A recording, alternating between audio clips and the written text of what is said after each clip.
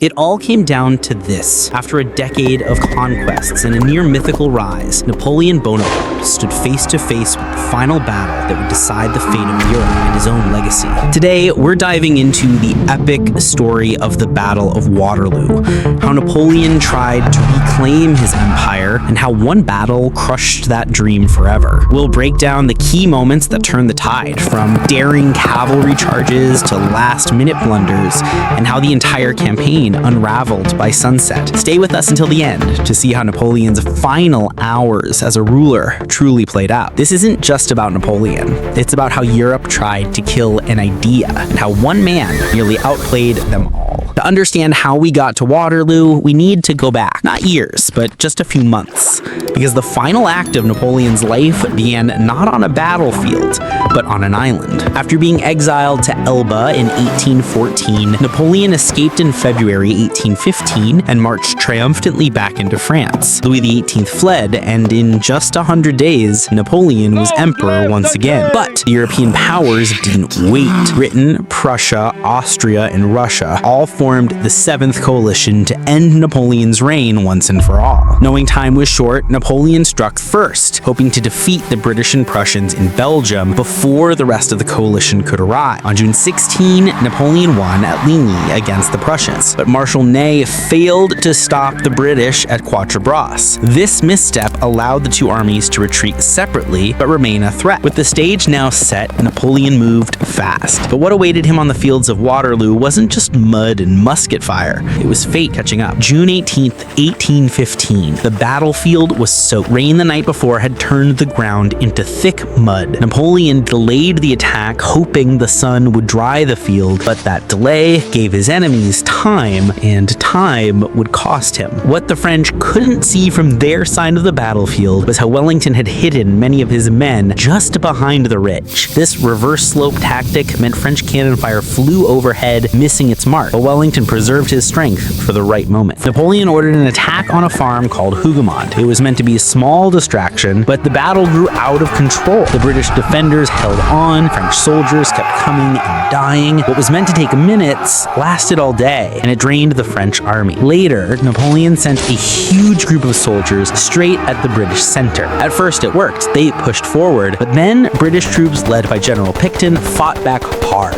and suddenly heavy horsemen, the Scots Greys, charged into the side of the French line. It was chaos. The French attack collapsed. Marshal Ney saw movement in the British line and thought they were running away. He panicked and ordered a full cavalry charge. No support, no plan, just thousands of French horsemen charging alone. But the British weren't running away. They had formed tight square formations to defend. Over and over, Ney sent cavalry. Over and over, they were pushed back. Hundreds of lives lost for nothing. Then came the moment Napoleon feared. The Prussians had arrived. Their army, led by Blunder, attacked Napoleon's right side. Now Napoleon had to fight two enemies at once. He had to send troops to stop the Prussians, weakening his army even more. His perfect plan was falling apart. Napoleon had sent 33,000 men under Marshal Grouchy to chase the retreating Prussians, but Grouchy didn't act fast enough and never made it to Waterloo. Those missing men could have changed everything. Blücher's Prussians didn't just show up. They arrived in waves. General Bolow's corps hit Napoleon's right first, followed by Zieden's later in the day. Each arrival tilted the battlefield further against the French, and just when it looked like things couldn't get worse, they did. With the French line buckling and enemies closing in,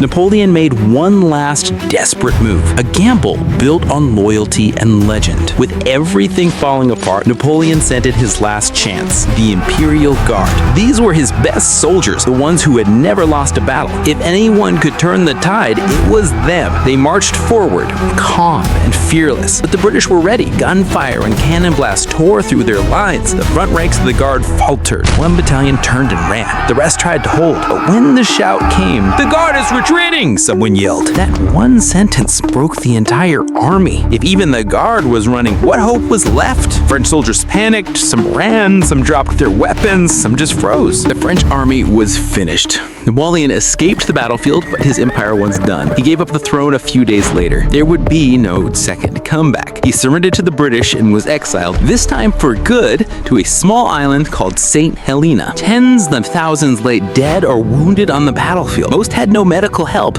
Some survivors lay in agony for days. One witness said the smell of blood and death clung to the air for weeks. And just like that, Europe's greatest conqueror was gone, beat not just by armies, but by time, weather, and one final mistake. The battlefield was quiet now, but history was screaming, because Waterloo didn't just end a war, it ended an era. Waterloo wasn't just a battle. It was the dramatic full stop on one of the most extraordinary careers in world history. Napoleon had once redrawn the map of Europe. Now he was alone, a prisoner on a remote island. In the aftermath, the battlefield became a graveyard. It would take weeks to bury the dead. Locals scavenged for supplies, and the wounded were left in misery. If you enjoyed this breakdown of Napoleon's final stand, hit like, subscribe. There's much more to explore. And hey, some say Napoleon lost the battle, but Grouchy lost the war. What do you think? Let us know in the comments.